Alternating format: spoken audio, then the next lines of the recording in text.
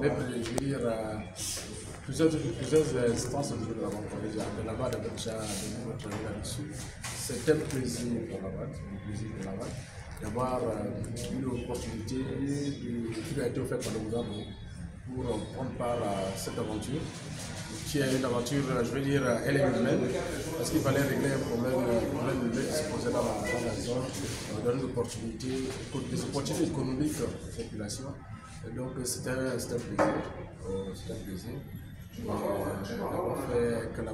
D'avoir fait notre travail. Vous savez, la banque, c'est la banque des États africains. Et c'est dans ce cadre que nous avons fait ce travail, avec plaisir. Et nous sommes honorés de ce travail. Monsieur Morindo, insistons sur un aspect de ce projet, les aménagements connexes qui touchent au quotidien des populations. La BAD a insisté sur cet aspect. Pourquoi? Et quelle appréciation? Tout à fait. Et comme vous savez, lorsque nous finançons un projet, notamment un projet routier, il permet de relier un point A à un point B. Et donc, souvent, ce qui a été reproché à la communauté des bailleurs de fonds, c'est de faire un projet qui permettra à un véhicule qui va de Yaoundé pour aller par exemple à Gaoundéré. Et c'est au bénéfice de cette, je veux dire, c'est ceux qui utilisent cette route-là direct, et ce n'est pas directement au bénéfice des populations. Et la banque, elle a pensé qu'il fallait faire quelque chose qui soit au bénéfice direct des populations qui sont dans la zone des portes du projet. Ça permet déjà d'accompagner ces populations dans la résolution des problèmes qu'ils ont sur le plan économique et social, et faire également en sorte qu'on puisse pas créer un autre problème qui est je veux dire, l'exode rural. Si vous faites une route A et B, ça permettra aux populations de trouver un moyen de partir de la zone où elles vivent actuellement pour aller vers les villes. Donc on essaie de faire des aménagements socio-économiques qui permettent d'aller au bénéfice direct des populations et faire en sorte qu'on les fixe dans leur environnement, qu'elles puissent vivre dans cet environnement-là. Ça va être un marché.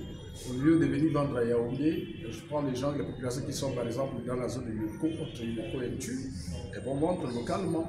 Donc les populations, les acheteurs partiront de Yaoundé pour aller acheter parce qu'on aura aménagé et un cadre approprié pour qu'ils puissent vendre.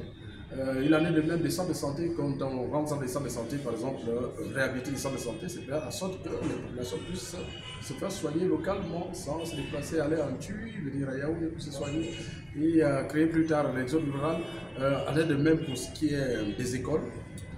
Vous avez le problème, souvent le problème qui se pose, on vient à Yaoundé, on va à Tui pour aller suivre ses enfants en bas âge qui vont apprendre à Tui, par exemple, qui vont venir à Yaoundé.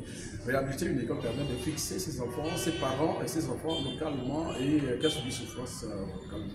C'est ça l'importance que nous trouvons au niveau de tout ce qui est aménagement socio-économique. Bon, je pense qu'il y a également les voies de désenclavement des zones de production agricole. Je prends le cas des voies que nous avons, des voies qui ont été réalisées notamment dans le désenclavement des zones de production cacaoyère.